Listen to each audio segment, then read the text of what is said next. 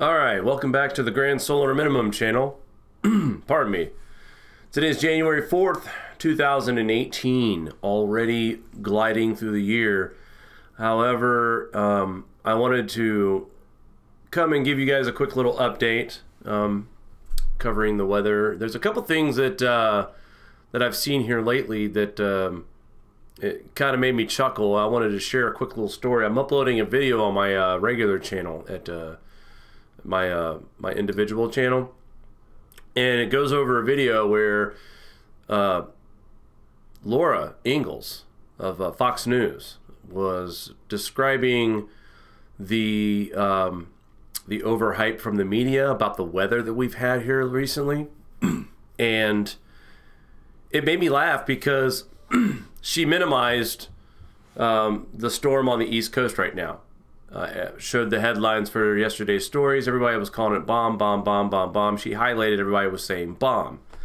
Not knowing why people are using that term with this story, she comes back with a joke stating, North Korea didn't launch, folks. It's just a winter storm. It's winter. That's what it does. And it made me giggle a little bit because she referred to a story that happened 240 years ago about the cold. And I just find it ironic that we are happening to go into our grand solar minimum, and she tries to make winter weather that's happening right now irrelevant, and then talks about a story that happened during the last grand solar minimum. So I just wanted to share that. Mainstream media is very blind. It's sad to see how many people are actually believing that global warming is still happening. Now, I realize that we are experiencing extreme cold here in the United States, and there are other places right now that are hotter than the Dickens. And I understand that we are in the beginning stages of the grand solar minimum, so this is going to be a regional event. But what I didn't appreciate last night was the comedy it's in. This isn't funny, okay? Here at the Grand Solar Minimum channel, we're not going to be making slogans or making catchy one-liners about stories that might be more important than others. You know, 5 people have lost their lives, okay, since this cold snap has started. Now, that's not a lot of lives, but I think in this day and age, there's no reason why we should have people freezing to death outside. I do believe the majority of the 5 that have passed away due to this cold are homeless and had nowhere to go. So when I see mainstream media that gets paid all this money to broadcast us the news, joking and trying to be funny about just some winter weather that's happening, it really kind of upsets me. And that goes for anyone who reports on this subject and tries to make this some kind of gimmick. This is important, vital information. We do take this serious at the Grand Solar Minimum channel. We're going to do our best to provide as much information and updates as possible. Mari and I do carry out careers as well, so we will try to put out as many videos as possible. We'll still try to line up good interviews and make productions as well. But I think it's important that we want everybody to know here in 2018,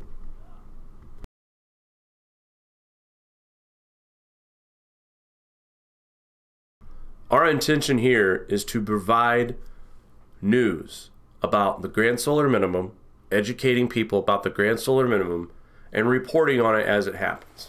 All right, enough of my rant. All I wanted to go here and brag about our forum that is still being built, and I just wanted to show it off real quick to everyone who hasn't seen it yet. Mari is in the beginning stages of this. Every day we are growing. Right now we've got some basic topics, the solar weather, Researcher's Corner. This is where we invite people to share their findings about the Grand Solar Minimum and, you know, discuss what they have found. Section here for Prepper Talk, earthquakes, volcanoes. These probably should be in the same category, but with all the activity going on right now, some of these are hand in hand, some of these are not. So we felt like that there's enough topic on both that it could hold its own section. And of course, we got a spot here for our supporting members. Those who donate will get access to other things. As the future site is being built, there will be a lot more features than what we're looking at right now, of course. Section for extreme weather, hurricanes, typhoons, floods, hail, snow. That's globally, not just here in the U.S. We're going to start covering things that happen worldwide. Then we have, of course, the moderator section. Everybody that has been a moderator with us before will be a senior mod, and hopefully we will grow more moderators on this new site. And of course, general topics, suggestions, and then anyone who wants to post local news. So again, I invite everybody, I'll leave the link in the description here to go check out the forum. Totally secure. This is a great place for everyone to get together to talk about the grand solar minimum, bounce ideas off of each other, because I'm gonna tell you something. I haven't experienced a winter this cold in a long time, and if these winters are going to get colder and continue to be at least like this, I mean, even if the winters stay like this for the next several years, that's cold enough, that's snowy enough for this part of the country anyway. So the more we get a chance to talk to each other and learn, the better off we're going to be in the future. So moving along here, let's go take a look at SPACEWEATHER.com. As I always like to give my little updates on our solar conditions here. Wind speeds are pretty mild, 403.8 kilometers per second. Density is low at 4.5. No sunspots once again, guys. That's sunspot zeros, of course, for the entire year. 100%, 4 days now of January. The streak is 7 days. It started back in December.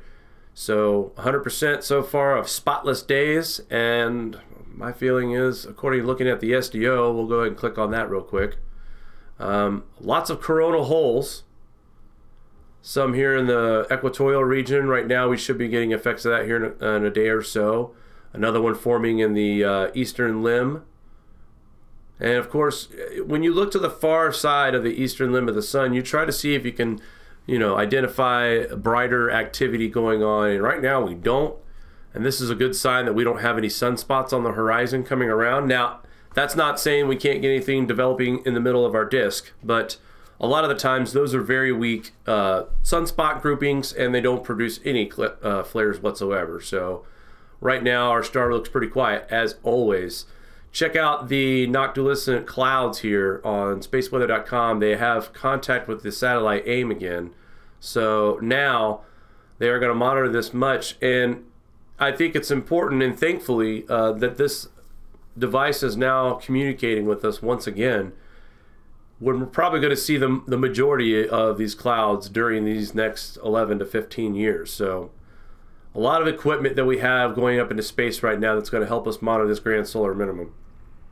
If you guys are sky watchers out here, Mars and Jupiter conjunction, wait before sunrise, go outside, look at southeast. Jupiter and Mars are converging for a beautiful conjunction at closest approach on January 6th and 7th. So that's Friday and Saturday mornings.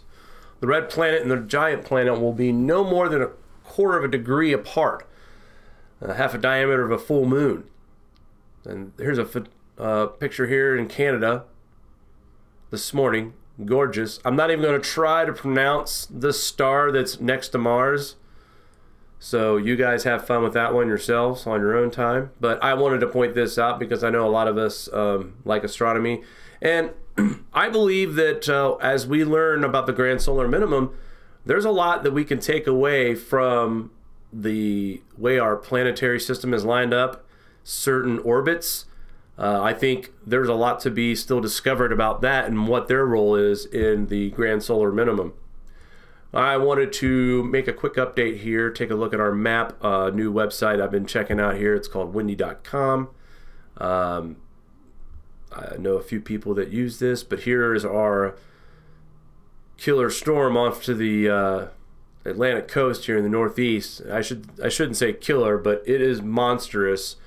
And the reason why I'm saying killer storm is the cold that it's going to bring next to this part of the country is going to be the coldest air that this area has seen all year long. Now, I know we've had some really cold air in the Midwest and the northern plains, but this will be the first real Arctic shot, as tomorrow's temperatures are not going to get out of the single digits. The lows will be in the -2. School's actually canceled out here because we are in a wind chill advisory here in the western New York area.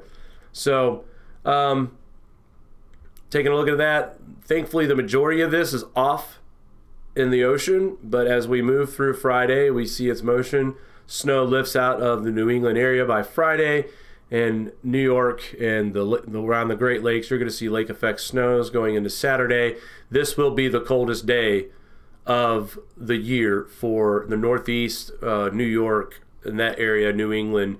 That's when the coldest of the cold air. And as you see, not much in the snowfall here, but I'll go ahead and switch this over to the temperatures, and we could see that cold air diving down from Canada. And like I said, I think daytime highs here in the majority of this area, near Lake Erie, up and down I-90, is going to be anywhere from -2 to 1 above on Saturday. So, and then looking out to the future, Sunday, and again, the forecast, I only go about 4 or 5 days out. Some Monday, we do start to see a little bit of regulation here. We see some warmer air trying to work its way in. And this cold air from Canada is just, I've seen other models where we were supposed to be in the mid-30s by Monday. And here, this model is showing us possibility by Wednesday of some 30, 35 degree temperature. Now, this isn't going to be a big thaw. This is going to stick around briefly, not long enough. By Friday, you see the cold air trying to make its way back into the Northeast. And of course, looking ahead as far as next Saturday, cold air will be rushing back to the same regions that it's present in right now. So we do get, it looks like a couple days, Wednesday, Thursday, maybe late Friday. That's when the cold air starts coming back to this region. But I advise everybody to go check this website out. Very, very simple to use. It shows you clouds, of course. It can give you the waves, which right now I know a lot are watching because of the storm, which is just absolutely ginormous. And I want to point out too, look at the, we have 2 major pressure systems off to the east and the west coast. So interesting to see us with 2 giant systems on either side of us. But nonetheless, very, very useful website, and I recommend a lot of novice who are new to this kind of topic. This would be a great website for you to learn and to just monitor the weather.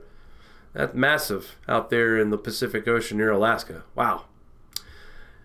All right, so Dr. Roy Spencer does a global temp anomaly in the atmosphere. And I shared in my forum that I predicted a 0.18 for December just because of how cold it's been here for the last 3 weeks. Now, this is where I have to remember I'm a beginner and I have to pump the brakes a little bit. But this is a regional event right now, and we're not global. And I kind of based my prediction based on how cold it's been in Canada and in the United States so far early on, but really January's been cold for all of Canada and United States, more so than December. But with that being said, the numbers came in at a plus 0.41, so it actually rose 5 of a 100ths, I believe, tenths. But again, this is where we got to remember that it's regional. And now, does this mean that we're going to get warmer? No. No, it just means there's other areas right now that are heated up. We lost a lot from October to November. It was a plus 0.63. And then November came in at a plus 0.36 right here at the end of this red dot. And then right there where the black arrow is pointing, that is the new reading. And if you look at the graph and the pattern here, I see a decline right here. I know you see these 2 high points, but I see a decline and I see a pattern here. And it's definitely on the decline. Still wouldn't be surprised to see January maybe closer to that 0.18 that I had predicted for December. But again, we have to remind each other, folks, that this is definitely a regional. It's very early in the grand solar minimum. It's 2018. We're moving closer and closer to solar cycle 25, which is where the big unknown is yet to come. Taking a look at the wind chills, I've already talked about how cold it is. We're seeing single-digit wind chill temperatures all the way in the Tennessee Valley into upper parts of Alabama and Georgia. It's still cold out there, guys. And of course, I love this map, weatherchannel.com, one of my favorite sources of information. Again, I don't normally try to pay attention to anything past 4 to 5 days. Anything after that is just speculation on patterns, because I didn't think this cold air would be still here by this point. I really thought we would start to, you know, elevate a little bit, but this is a huge dip. I mean, we're still at freezing in Georgia and Alabama, parts of Mississippi. I mean, Texas, you're in the upper 40s, but, you know, this is still chilly weather for you guys. So much of the country is at freezing or below, and it's, again, early January. To the people at Fox News that think this is just winter, it's going to get cold. Yeah, well, you know as well as I know that we haven't seen this kind of cold in a little while, so it is going to be a topic that people will want to talk about for a little while. And then I want to show everybody the current snow coverage. This is as of right now. January 4th, 2018. And Mari and I were looking at some snow line coverages for future impacts of what an ice age or a mini ice age could bring. And, you know, crazy enough, this line here is very, very, very close to the line that's being predicted for that mini ice age, except for, of course, this East Coast, the Southeast. That was obviously a freak event, and you know, hopefully everyone's recovering well from that little snowstorm. But we're still dealing with the one on the East Coast. It's going to hit the New England the worst, it looks like. Connecticut, Maine, you guys are getting it. Western New York, Pennsylvania, you're still going to get some snow from this. So, and it's going to get really cold. And one more quick thing, and I know I was just getting on Fox News about their ignorance to the solar minimum, but I found this article off of their website back in July. And they're talking about the sun. It's being like a teenager, the cycles through mood swings, full dramatic to chill, back again, roughly every 11 years. But this time is different. It now appears the sun is heading for a rare super chill period that threatens to add unexpected drama to today's climate change discussion. Now, I find that very, very, very funny. The way they're hiding grand solar minimum or even solar minimum, they won't even acknowledge to that at this point. But this just goes on to read out, for most of its history, science believed the sun's output was constant. It was wrong. Today, we realize that lots of things about the sun wax and wane every 11 years, most notably its brightness and the number of explosive disturbances on its surface called sunspots. That's not all. The 11-year cycle itself snakes up and down like a roller coaster, reaching grand maxima and grand minima every 100 to 200 years. The last grand maximum peaked circa 1958, after which the sun has been steadily quieting down. Today's drop in activity is the steepest in almost 10,000 years. And this is now, finally, mainstream media is starting to mention this.